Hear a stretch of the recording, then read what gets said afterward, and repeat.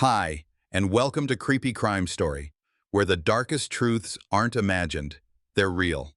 Holiday weekend in Bardstown, Kentucky. A maroon Chevy Impala sits on the shoulder of the Bluegrass Parkway near mile marker 14. One tire flat, the driver's door locked, the phone and purse still inside. No driver, no call to 911. The car is the only place investigators can touch. It is the first, and to this day, the only confirmed physical scene. The missing person is Crystal Rogers, 35, a mother of five.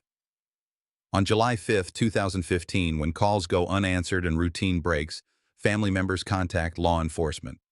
Deputies arrive at the parkway, photograph and log what's visible, and start a chain of custody that will outlast the moment. Inventory of personal items, tire condition, vehicle position in relation to the guardrail and traffic flow, and any impressions in the gravel shoulder that could indicate how the Impala came to rest. The initial mandate is simple. Protect the scene, capture the details, and move fast before time and weather erase what little there is. There is no house to tape off, no room to clear, no confirmed indoor location that qualifies as a crime scene. That absence drives the first tactical choices. Investigators widen the search outward from the Impala. They canvass the parkway pull-offs and nearby gas stations for anyone who saw a maroon sedan stranded over the holiday weekend. They ask about tow trucks, roadside helpers, or motorists who stopped and left a name. They record plate numbers of vehicles parked along the corridor in the hours before the car was found. Knowing most will be irrelevant, but all must be accounted for. With almost nothing physical to work, the next layer is digital. In 2015, that means call detail records and cell site sectors, not turn-by-turn GPS. Detectives secure preservation letters to the carriers, then follow with subpoenas and warrants to collect outgoing and incoming calls, text metadata, timestamps, and the sectors in which devices registered. The early goal is not to prove a route, but to prove a timeline. When Crystal's phone last connected, when known associates' phones were active, whether any devices of interest crossed the sectors that blanket the parkway shoulder during the window, the car likely arrived there. Family interviews begin in parallel. Investigators build a last known window for Crystal. Who saw her, when that person saw her, and what routine she was expected to keep. The questions are clinical. When was the last verified contact? Who had access to the Impala keys? Did anyone report a mechanical problem that would explain a flat? Has Crystal ever left a person phone behind in prior emergencies? The answers matter because they set the baseline against which later statements will be tested. The Impala is processed and towed. Technicians document the tire and wheel assembly, check for tool marks on the lug nuts, and note the tire's age and wear. If a puncture is present, they log location and angle. If the carcass shows sidewall failure, they note whether the failure is consistent with an impact or with rolling on underinflation. Inside the cabin, they photograph the placement of the purse relative to the console, the phone's power state, and any smudges or wipes on obvious touch surfaces. The standard kit, prints, swabs, trace, still gets deployed, but expectations are calibrated. A roadside vehicle at the edge of a four-lane is hostile to trace. Search operations spin up. Ground teams work the easements and drainage ditches on either side of the parkway. Aerial units map the corridor for recent disturbances. None of those areas are labeled a scene. They are search zones, temporary and conditional. As hours stretch into days, the question remains the same. How did the Impala get here, and where is Crystal? Investigators move from the car outward to the people around her, building a contact map of work, family, friends, and holiday weekend plans.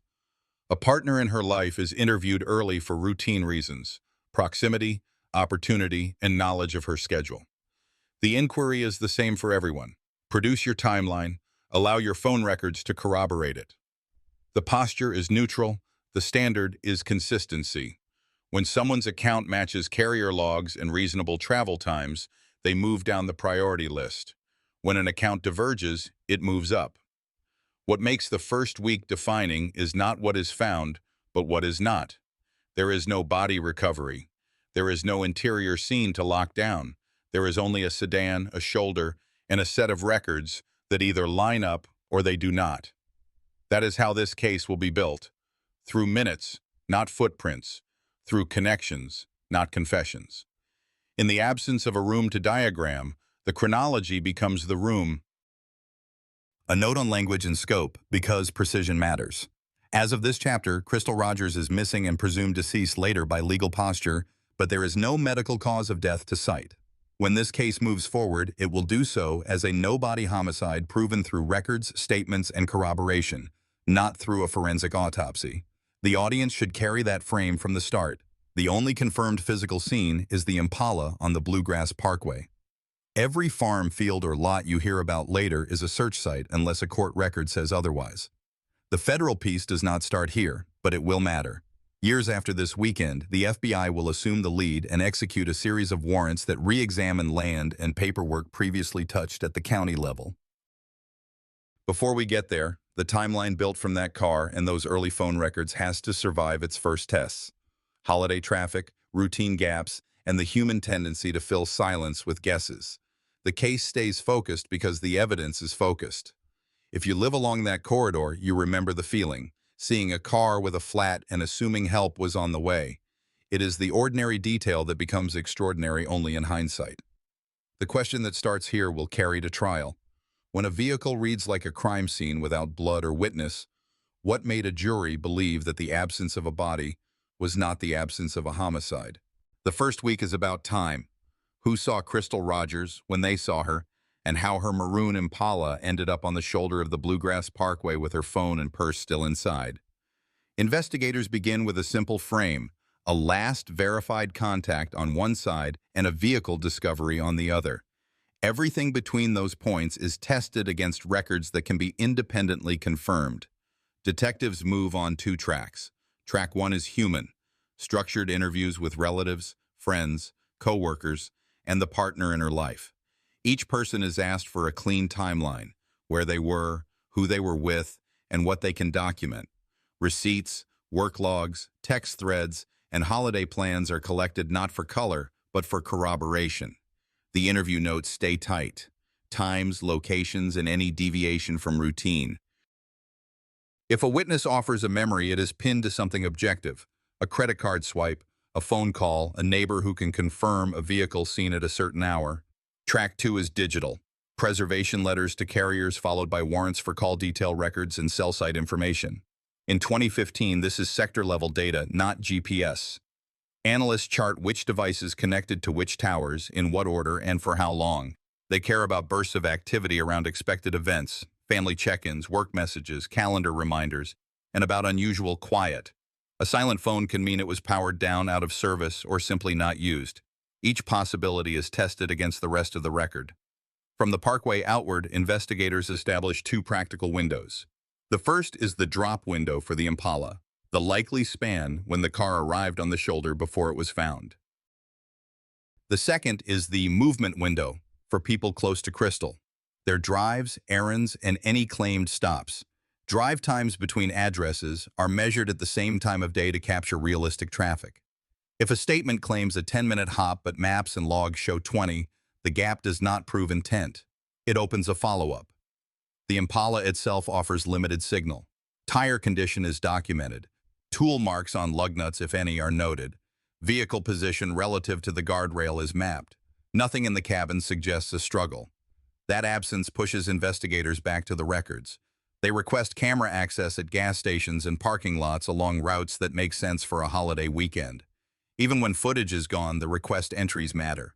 They show who looked where and when. The case stays disciplined. No footage means no claims about what footage showed.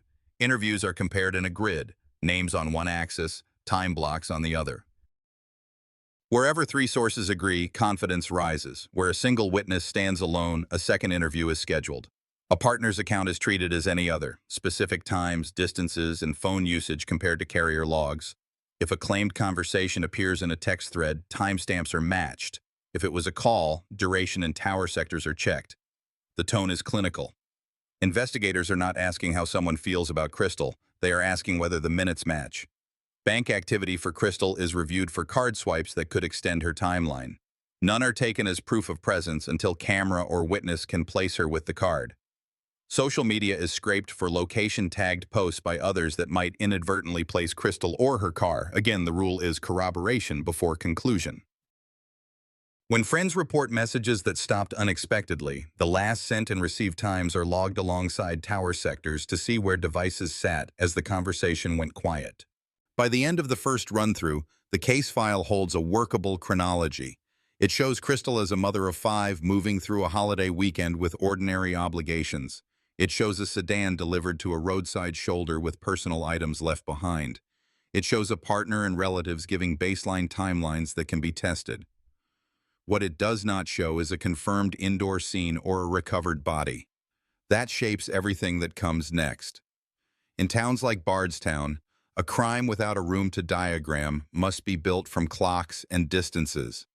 An investigator's note in the margin captures the tension that guides the next phase. The data align too cleanly. Sometimes that was the problem. Clean alignment can mean truth, or it can mean a story rehearsed to match what people think the records will say. The only cure is more data. Follow-up interviews are scheduled with tighter questions. Additional preservation requests go out to make sure nothing expires before it can be pulled. If a device appears to drop offline, technicians test whether coverage or power explains it.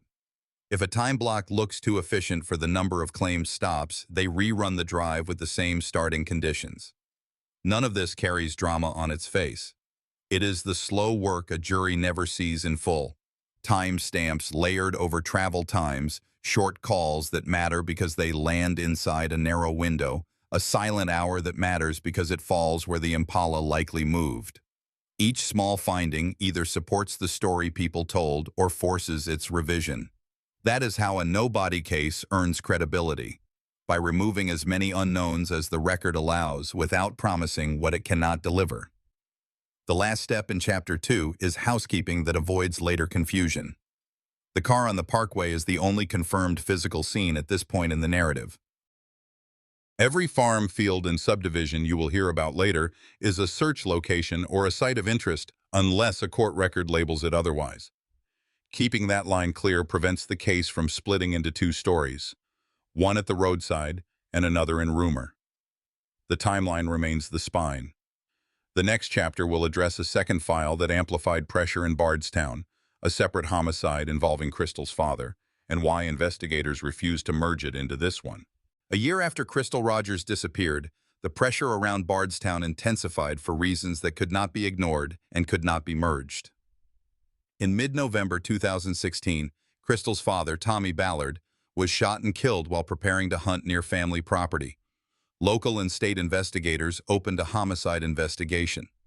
From the first briefing, supervisors drew a bright line. This was a distinct case with its own report numbers, chronology, and evidence streams. The separation was not tactical theater. It was case hygiene. One file could not be allowed to contaminate the other. Detectives handled the new file with the same rigor they applied to Crystal's timeline. They documented the location, weather, light conditions, and line of sight around the area where Tommy was struck. They noted access points, driveways, easements, and common footpaths, then mapped potential approach and exit routes. Scene techs captured measurements for trajectory work and photographed the area in overlapping frames to preserve scale and orientation. Any cartridge cases or bullet fragments, if located, were bagged and logged. If no recoverable ballistics were found, that absence went into the record as well. The file read clinical by design, what was seen, what was collected, and what could be replicated by another team later. The investigative questions were narrow and practical. Who was authorized to be on that land at that hour? Which adjoining parcels were occupied, leased, or vacant? Whether there were recent trespass complaints, game camera hits, or shots reported in prior weeks. Interviewers worked through neighbors and adjacent owners with a uniform set of prompts. What was heard, when it was heard, and whether any vehicles were observed before or after the shot. Timeline building was not limited to the minute of the killing. It expanded outward into the prior evening and the following day to catch anything that sounded benign out of context but might fix a time or direction of travel. Digital steps mirrored the Crystal file but stayed scoped to this incident. Investigators requested tower lists for devices that connected through nearby sectors during relevant windows, a standard technique to see what phones were present, powered, and moving. They compared those lists with interviews and known addresses in the immediate area. If a device belonged to a hunter with permission to be on adjoining land, it dropped down the priority list.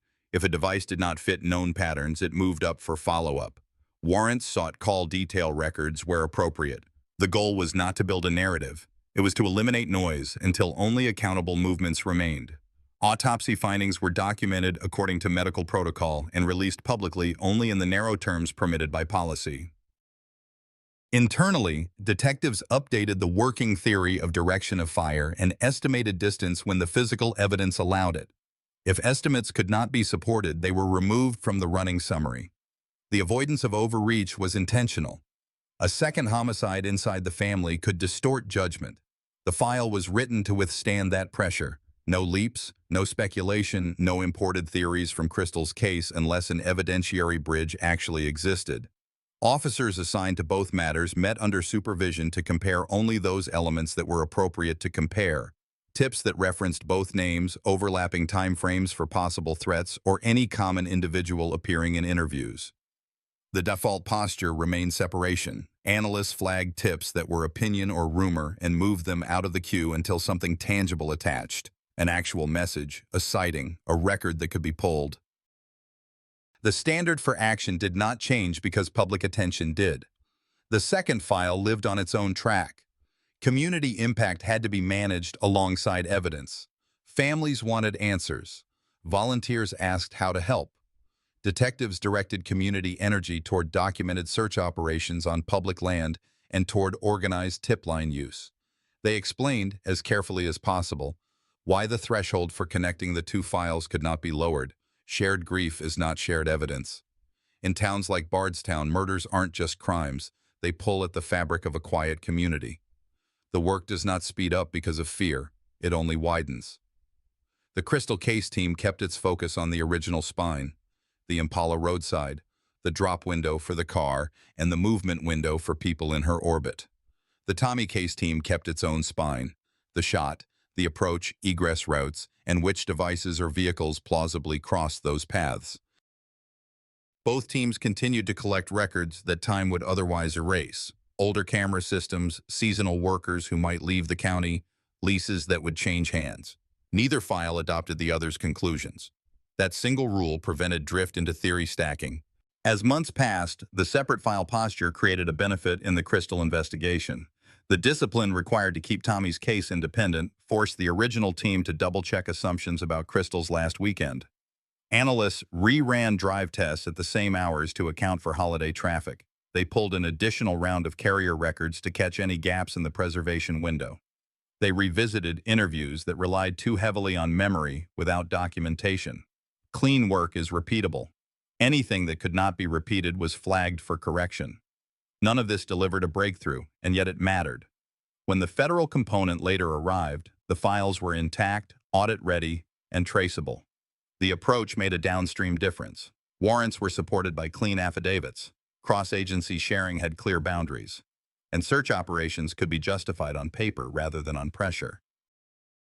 It is unglamorous work, but it is the architecture that allows a nobody case to go to trial years later and survive scrutiny. This is also the chapter where language can cause damage. Viewers may want to hear that the two events were definitively connected or definitively not. The truth, documented by practice rather than opinion, is that investigators treated Tommy's death as a separate crime while staying alert for lawful points of overlap. They did not promise an answer they did not have. They wrote what they could prove and preserved what they could not yet interpret.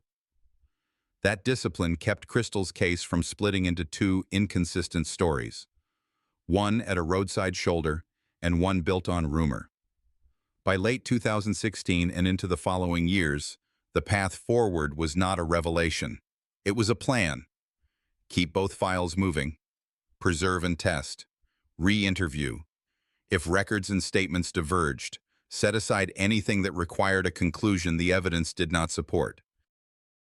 That approach would position the Crystal case for a transition few communities ever see, a federal takeover that brings additional assets, additional warrants, and a second look at properties and paperwork the locals had already touched.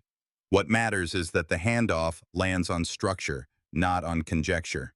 The next chapter will cover that turn, How, in August 2020, the FBI assumed the lead in Crystal's case, scaled the record set, and executed searches under federal authority. The separation between files did not vanish under the federal badge. If anything, it hardened. That is how long cases survive the long run.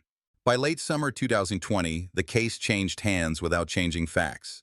The FBI assumed the lead, and that single decision altered pace, paperwork, and reach. Federal agents did what they do in long timelines: rebuild the file from zero, verify what holds up, discard what does not, and scale the search posture across properties and records that a county agency could not push alone. The scene discipline did not move.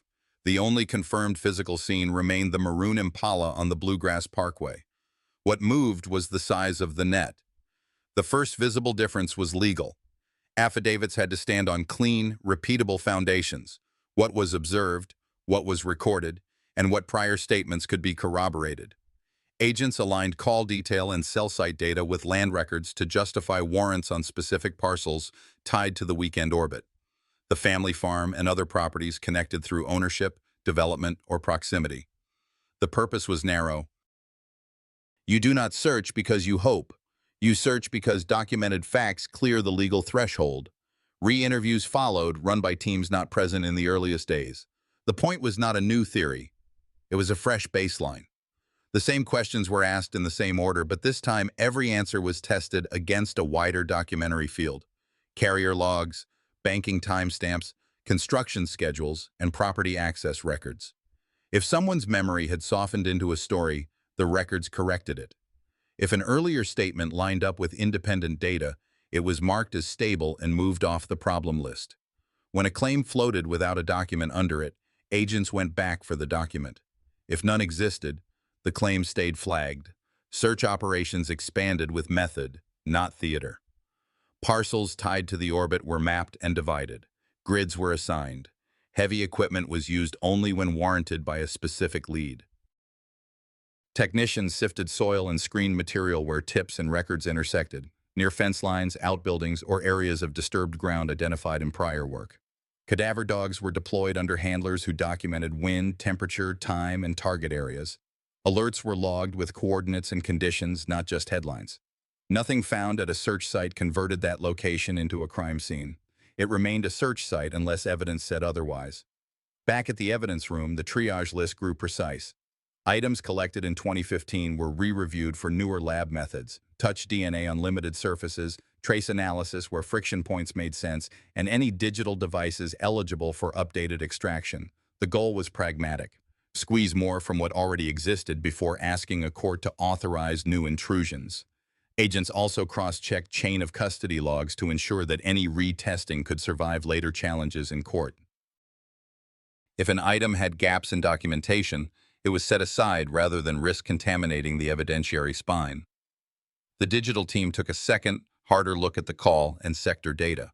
Sector footprints were overlaid with drive time tests at the same hours of day as the original weekend, using comparable traffic loads. Analysts did not pretend those overlays produced precise routes. They used them to anchor what could or could not happen within a given window. If a claimed stop would have required an extra 15 minutes, the maps showed it. If two devices of interest could not plausibly have been where a statement placed them, the discrepancy moved from curious to actionable. The data aligned too cleanly in a few places. Sometimes that was the problem. Clean doesn't always mean true. Sometimes it means rehearsed. Witness management also changed under federal lead. Agents separated collective interviews into individual sessions to limit memory crosstalk. They avoided group timelines compiled around a kitchen table and focused on single-person timelines, documented by receipts, geotagged photos from third parties, or workplace logs. A neutral posture helped. People who felt defensive in 2015 sometimes answered differently in 2020 when told the goal was accuracy, not blame. Those differences mattered because they broke ties in earlier contradictions and pushed the file toward a charging decision grounded in records, not opinion. None of this produced a dramatic on-camera moment, and that was the point. In a no-body case, there is rarely a single reveal. There is the slow settlement of facts until a grand jury can see a sequence strong enough to survive cross-examination. The community watched search after search and asked what it meant that nothing turned up. In towns like Bardstown, murders aren't just crimes. They alter the rhythm of ordinary life. Federal spokespeople answered carefully. A negative result still has value. A ruled-out parcel narrows the field. A ruled-out rumor clears the list. A ruled-out timeline stops wasting time. By the close of federal year 1, the file had a cleaner backbone. The roadside scene was unchanged. The timeline from Crystal's last verified windows to the Impala drop window was sharper. Some statements were stronger because they matched the documents. Others were weaker because they did not. The warrants had produced items and notes that, taken together, formed the first architecture a prosecutor could plausibly present to a grand jury. The standard is always the same: probable cause to charge now versus keep investigating later. Sooner is not a legal reason. Sufficient is. Before this chapter ends, one boundary stays explicit. Every farm, field, subdivision lot, and dig site touched under federal authority remains a search location unless a court record elevates it. Viewers sometimes equate backhoes with breakthroughs. Investigators do not. They equate breakthroughs with records that hold up from intake to indictment to verdict. That is how a nobody crime moves forward hour by hour. The bridge to the next phase is legal, not emotional. When the record crossed the threshold in 2023, indictments followed, each count tied to evidence the public had not seen in full. That is where we go next: what was charged, why it cleared the line, and how a nobody homicide proceeds when the posture shifts from search to courtroom. 3 things have to align before prosecutors take a nobody case into court. The timeline must hold under stress, the records must contradict an innocent explanation, and witnesses must anchor the gaps without inventing new ones. By late 2023, after federal rework and local coordination, those conditions were met. The posture shifted from searching to charging. The pivot started with a paper trail. Agents stacked call detail records beside sector hits and built a sequence that accounted for ordinary holiday errands and filtered out noise. They reran drive tests at the same hours the statements described. They checked whether claimed stops could fit inside the minutes available and whether device locations were compatible with those claims. The pattern that survived was simple to describe and hard to dismiss. The Impala's drop window and key movements by people in Crystal Rogers' orbit overlapped in ways that couldn't be explained by chance or routine. Witness work moved in parallel. Earlier interviews were repeated one-on-one, away from group settings and memory echo. Statements that matched independent records were marked as stable. Statements that floated were pinned to receipts, messages, or third-party verification. Where a person's account changed in material ways after records were shown, prosecutors took note, not to score points, but to measure whether a jury would see the same contradictions. A case like this isn't built on one dramatic reveal. It's built on a stack of small, verified changes that point in one direction. Search operations contributed by exclusion. Parcels were cleared with documented methods: gridding, recorded K9 passes, and targeted excavation only when a lead and a lawful warrant converged. Negative results weren't failures, they were boundaries. Each ruled-out location narrowed the field where investigators believed evidence could exist, and each ruled-out rumor prevented wasted time. The only confirmed physical scene remained the roadside Impala. Nothing in the federal searches changed that label. With that backbone, prosecutors took the file to a grand jury. The legal threshold isn't proof beyond a reasonable doubt. That comes later. The threshold is probable cause, evidence sufficient to believe an offense was committed and that identified individuals were involved. The presentation centered on records and sequence: when phones were active, where sectors placed them, which statements matched the data and which did not. The car on the parkway with personal items left inside provided context. The paperwork provided weight. Indictments followed. Joseph Lawson was charged with conspiracy to commit murder and tampering with physical evidence. Brooks Houck was charged with murder, principal or accomplice, and tampering. Later, Steve Lawson, was charged with conspiracy and tampering. Those counts reflected the structure of the evidence at that moment: a homicide case without a recovered body, an alleged relocation of a vehicle, and roles differentiated by planning, participation, or assistance after the fact. Prosecutors did what the rules require. They alleged what they could support and left out what they could not.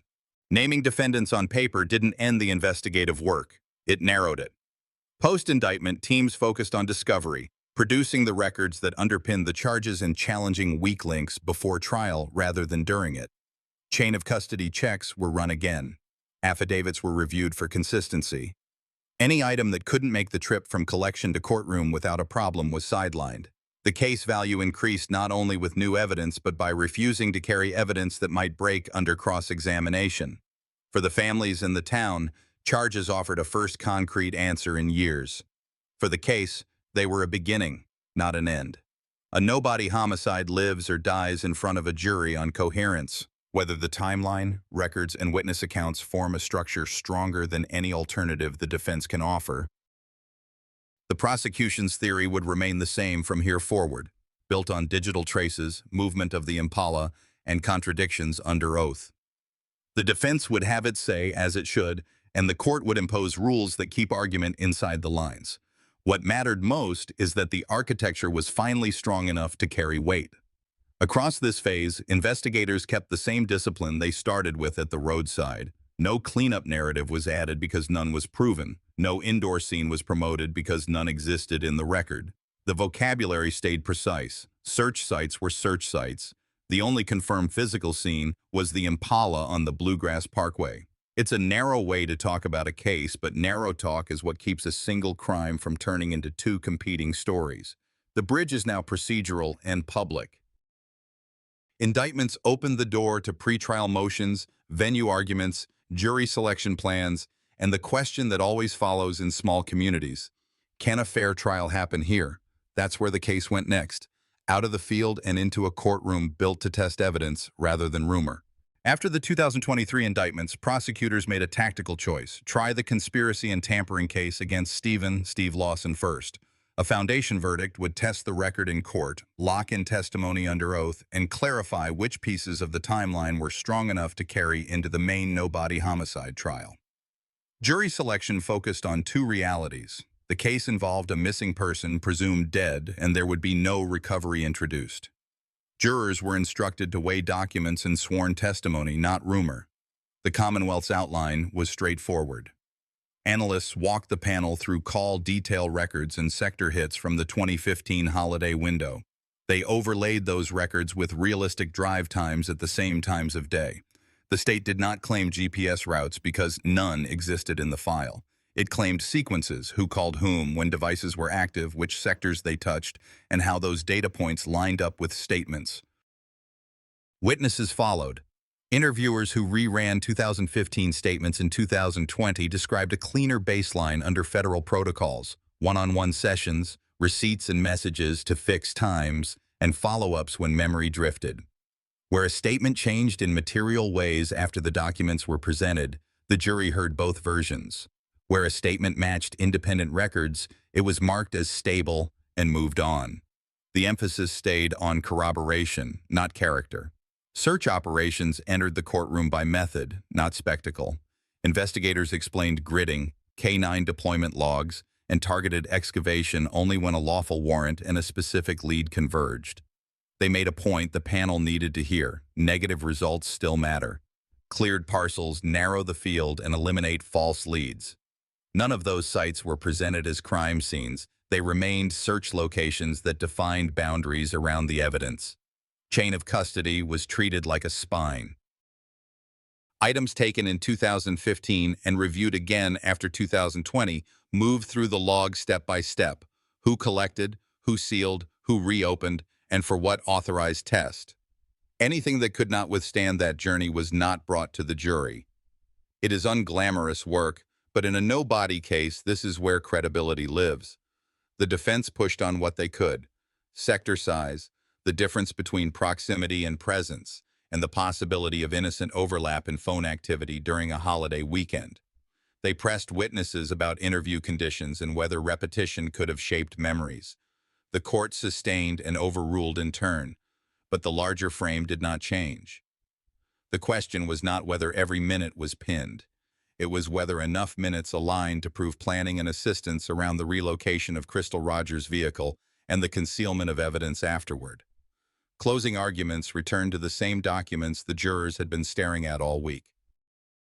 The Commonwealth asked them to accept the sequence, communications among specific people during the narrow window when the Impala was moved, movements that fit the records and left no room for an innocent errand, statements that made sense until they were compared to timestamps.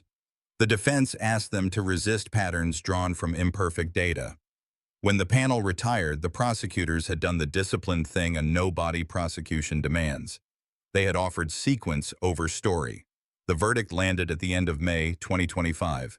Guilty on conspiracy to commit murder and guilty on tampering with physical evidence. The recommendation phase followed, and the number the jury returned would later be imposed by the court, 17 years.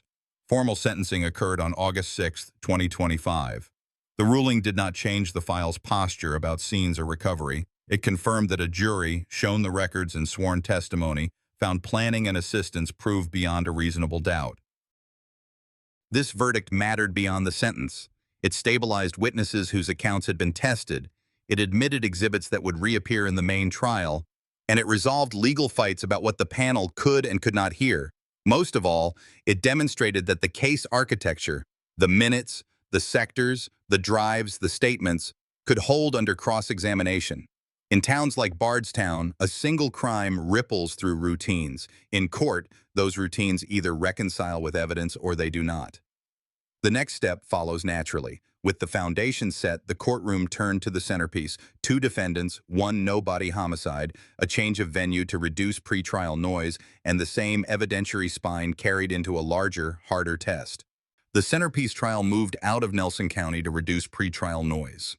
In late June 2025, a Warren County panel in Bowling Green took seats to decide whether a timeline built from minutes, towers, and interviews could prove a homicide without a recovery. Jury selection set expectations early. The state would offer sequence, not spectacle. A roadside vehicle would remain the only confirmed physical scene, and every claim would live or die on the records. The prosecution's architecture came in modules. First, the communications spine. Analysts explained call detail records and sector connections covering the holiday window in 2015, then mapped those timestamps against realistic drive times run at the same hours of day. There was no claim of GPS tracks because none existed in the file. There was a demonstration of who contacted whom, when those devices were active, which sectors they touched, and how those points fit, or failed to fit, the stories people later told. The panel saw black and white time blocks rather than animations because the rules of evidence prefer what can be printed and authenticated. Second, the vehicle movement theory. Investigators outlined the Impala's drop window on the Bluegrass Parkway shoulder and matched it to communications between people in Crystal Rogers' orbit. That window was narrow. The state argued that the calls, the sectors, and the drive times left no room for an innocent errand, and that the car's final placement, flat tire, keys, phone, and purse inside, was consistent with relocation rather than a roadside failure, followed by a voluntary walkaway. The point was not drama. It was duration. If a claimed route required minutes that didn't exist, the chart made that visible. Third, the interviews, reworked under federal protocols years later. Agents described how they separated group memory into individual statements, pinned times to receipts or message logs, and recontacted witnesses when a story floated without a document under it. Where a person's account shifted after the records were shown, jurors heard both versions. Where an account matched independent data, it was marked stable and moved off the problem list. The tone stayed clinical. In a no-body case, credibility is earned because testimony aligns with paper, not because a witness sounds certain. Search operations entered with the same restraint. Technicians walked through grids, K9 pass logs, and excavation criteria, what triggered heavy equipment and what didn't.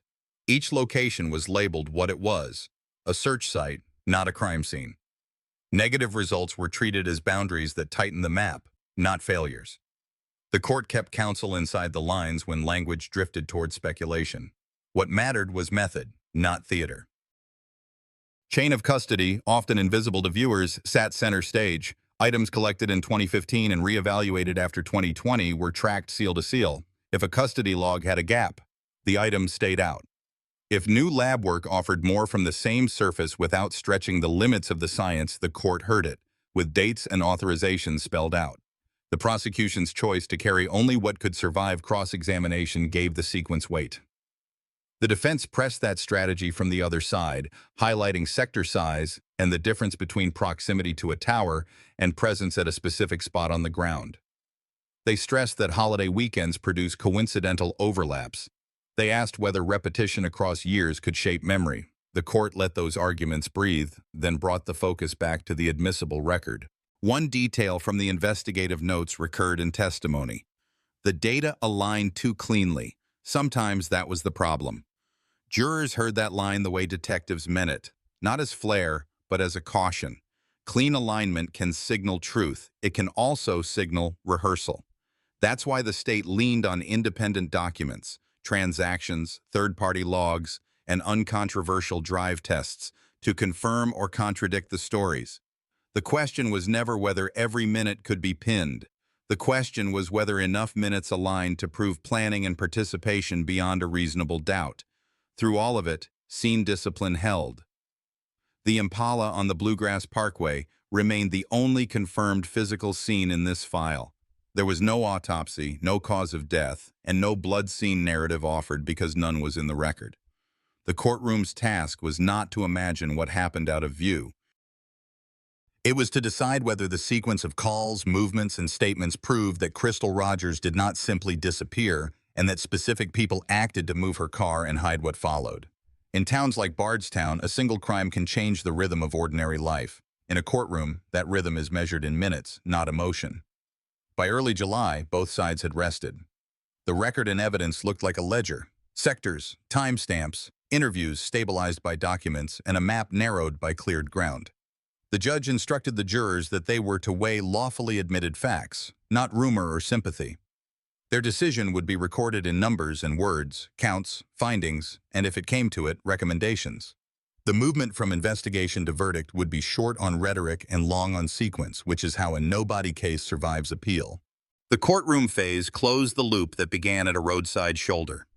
On July 8, 2025, a Warren County jury in Bowling Green returned its decisions based on sequences, calls, sectors, drive times, and sworn statements, rather than on a recovered body or a new scene.